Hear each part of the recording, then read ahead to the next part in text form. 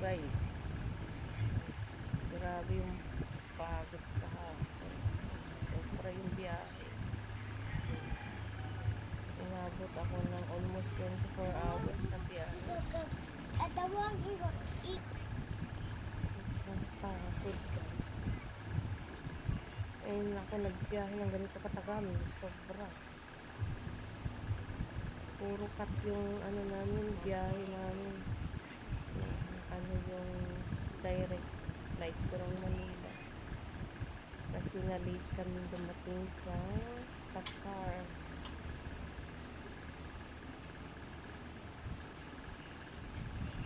Na-late kami umalis sa ano kasi dumating yung airplane.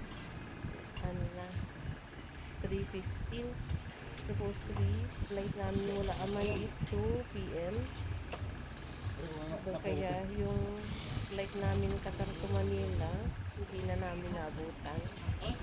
Tapos sabi 7:25.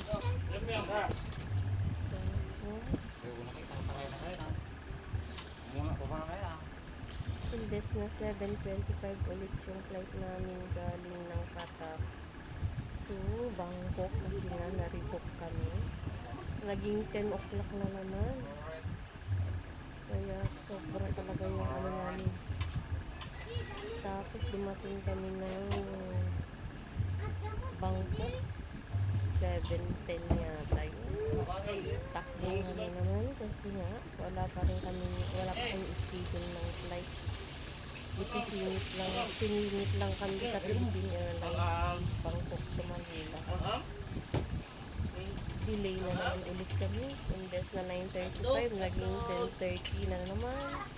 Tapos pagdating namin ng airport ng Manila, di na naman kami nakababa kaagad kasi walang gate na open, puro may laman.